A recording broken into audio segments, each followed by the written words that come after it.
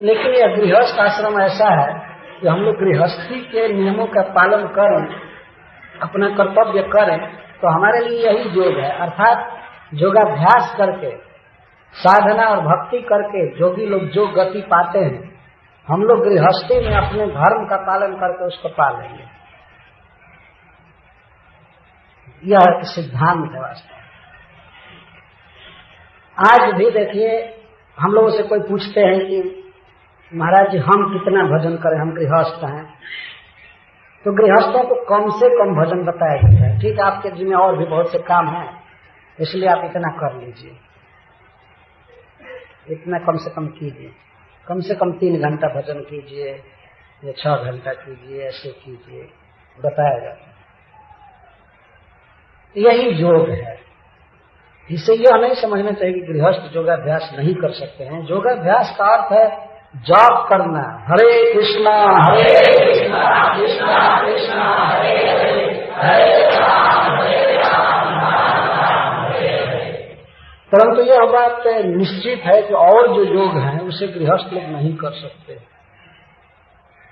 अष्टांग योग उनसे होगा नहीं, ज्ञान योग होगा नहीं, उसके लिए एकांत में रहना होता है, और गृहस्थों को समाज में रहने के लिए बाध्य रहना पड़ता है। तो क्या वे ध्यान लगाएंगे? कोई स्त्री घर में क्या ध्यान लगाएगी? बैठे तब तक बच्चा रोने लगा, तब तक इधर से फोन आ गया, मिनट मिनट में सब बाधा, ध्यान क्या होगा? पर एक बहुत बड़ा अवसर है गृहस्थों को कि वे अपने धर्म का अगर पालन करें, गृहस्थ धर्म का, तो वही गति उनको प्राप्त होगी जो बड़े बड़े योगियों की होती है। क्योंकि गृहस्थों के द्वारा जो सेवा हो जाती है सभी जीवों की, यह एक बहुत बड़ा कार्य। और जितना भी चाहे साधु महात्मा कोई भी हो गया हो, वो जन्मा है गृहस्थों से। गृहस्थों से ही प्रभुपाद जी जन्मे, या कोई भी व्यक्ति, या चैतन्य महाप्रभु। यदि गृहस्थ जीवन अपने नियम का पालन करे, तो ऐसे थोड़े से मान लीजिए अगर पति पत्नी के, तो उनका पुत्र उत्पन्न करना ही बहुत बड़ा योग माना जाएगा। वे भले भजन न कर पाए, लेकिन अगर पुत्र भक्त हो जाए तो ये माना जाएगा कि उन्होंने जो कुछ भी पुत्र का लालन पालन किया, उसे जन्म दिया, खिलाया पिलाया, वो भक्ति है। जैसे ध्रुव महाराज भक्ति किए भगवान की, और उनकी माँ उनके साथ बैकुंठ गई। ध्रुव महाराज चिंता कर रहे थे बैकुंठ जाते समय कि मेरी माँ रह गई इसी प्राकृतिक जगत में। तो भगवान के पार्षदों ने दिखाया कि महाराज वो तो आपसे आगे विमान पर जा रहे हैं।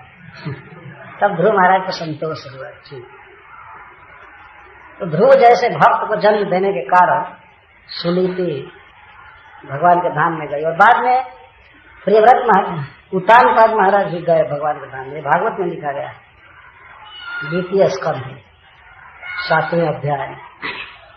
और बाद में बहुत पश्चाताप किए, और ध्रुव का ही रात दिन चिंतन करते रहते थे। और उत्तम तो मर गया, और राज्य भी उन्होंने ध्रुव को ही दिया, और भगवान की भक्ति की। तो एक पुत्र के कारण माता पिता की यह ऊर्ध्व गति है।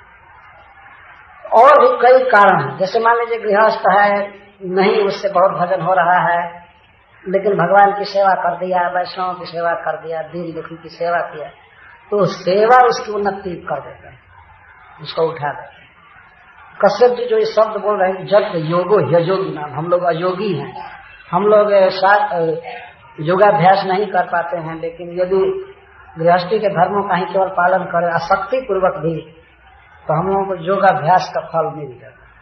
गृहस्थ आश्रम कैसा है, इस विषय में कुछ उक्तियां हैं, मैं यहाँ पर पढ़ रहा हूँ। कैसा गृहस्थ आश्रम होना चाहिए? न्यायार्जित धनस्तत्व ज्ञान निष्ठो तिथि प्रिय शास्त्रविद सत्यवादी च गृहस्थोति विमुच्यते।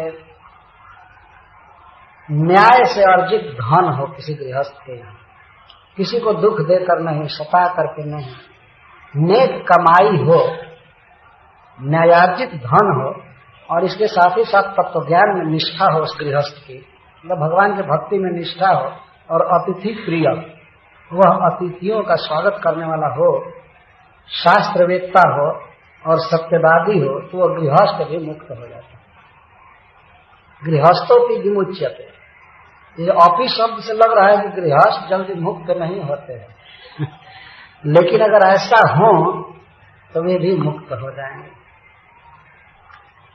एक दूसरा कवि कहता है कि यदि रामा यदि च रमा, यदि घर में रामा है मतलब सुंदरी स्त्री है, पतिव्रता स्त्री है, यदि च रामा और यदि च रमा, यदि घर में रामा है और रमा भी है मतलब लक्ष्मी भी है, घर में सुंदरी पतिव्रता स्त्री है और खाने पीने भर पर्याप्त धन है, यदि च तनयो विनय भी गुणोपेता, और पुत्र विनयी है, माता पिता का भक्त है, अनुगामी है, और तनये तनयोत्पत्ति, और अपने पुत्र को भी पुत्र हो जाए, तो क्या स्वर्ग में इंद्र के नगर में इससे भी अधिक कुछ है क्या? अर्थात नहीं। सुरवर नगरे किमाधिक्यम, यदि घर में सुंदरी पतिव्रता स्त्री है और लक्ष्मी है, धन है, पुत्र अनुगामी है और पुत्र को भी पुत्र हो गया है, तो क्या देवराज इंद्र के नगर में इससे कुछ और भी ज्यादा सुख है क्या? नहीं है। कहने का आशय है, साहित्यिक भाषा में कहा गया है कि ऐसा गृहस्थ धन है। एक दूसरे श्लोक में कहते हैं, सानंदम सदनम सुताच सुधियः कांता न दुर्भाषिणी सन्मित्रम सुधनम स्वजोषिति रति चाज्ञा परः सेवकः आतिथ्यम हरिपूजनम प्रतिदिनम मृष्टान पानम गृहे साधो संगमुपासते हि सततम धन्यो गृहस्थाश्रमः। एक कवि कहता है धन्य है गृहस्थ आश्रम। क्यों धन्य है?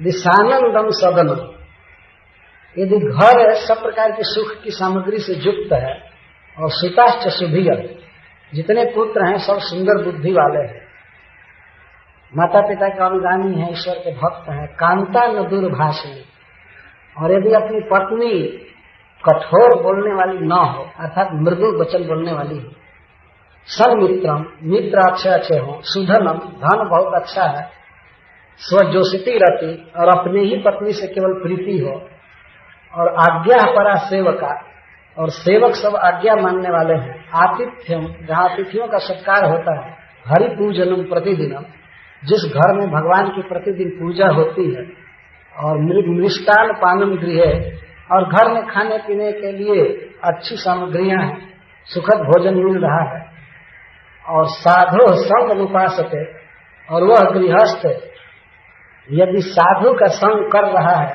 तो ऐसा गृहस्थ आश्रम धन्य है। धन्यो गृहस्थ आश्रम। ये सब गृहस्थ को चाहिए कि करे, बहुत ही सीखने की बात है। तो गृहस्थ आश्रम की यहाँ प्रशंसा कर रहे हैं कश्यप जी।